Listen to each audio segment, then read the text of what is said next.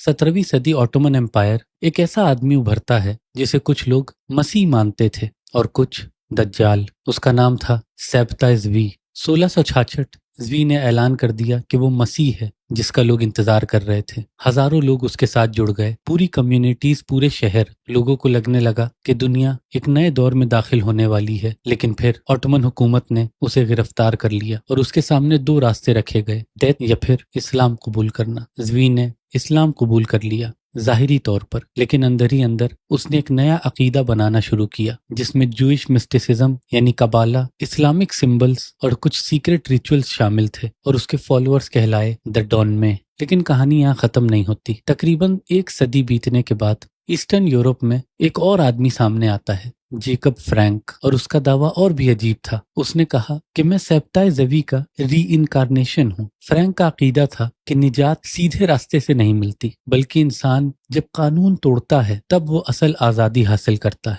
उसने कहा कि रोशनी तक पहुंचने के लिए अंधेरे से गुजरना जरूरी है, और धीरे धीरे उसके फॉलोअर्स भी इसी बात पर यकीन करने लगे कि जो चीजें मना की गई हैं शायद उन्हीं में असली राज छुपा है। इसी वजह से कई जूइश उलेमा ने उसे खतरनाक करार दिया और कुछ लोगों ने उसे एंटी क्राइस्ट कहा। फिर 20वीं सदी में यही सोच एक और नाम के साथ सामने आती है, एलिस्टर क्राउली, एक ऐसा आदमी जो खुद को कहता था द ग्रेट बीस्ट 666। क्राउली का दावा था कि इजिप्ट में उसका राब्ता एक ऐसी मखलूक से हुआ जो इंसान नहीं थी। उसने अपना नाम बताया आईवास, और उसने उसे एक किताब लिखवाई, the book of the law, जिसका एक ही कानून था कि जो तुम्हारा मन करे वो तुम करो। इसने आगे चल के अकल्टिज्म की बुनियाद रखी। क्राउली के फॉलोअर्स भी यकीन करते थे कि कुछ रिचुअल्स के जरिए इंसान गैब की मखलूक से राब्ता कर सकता है, और कुछ रिसर्चर्स ने नोटिस किया कि क्राउली, फ्रैंकिस्ट्स और डॉन में तीनों की टीचिंग्स में एक अजीब सी सिमिलैरिटी है। कुदरती निजाम को उलट देना, मना किया गया इल्म हासिल करना, और वो रास्ता इख्तियार करना जिन्हें आम लोग खतरनाक समझते हैं। क्रिश्चियन टीचिंग्स में इसे कहा जाता है spirit of the anti Christ, और इस्लाम में दज्जाल का फितना, लोगों को हक और झूठ में फर्क भुलाने की कोशिश करना।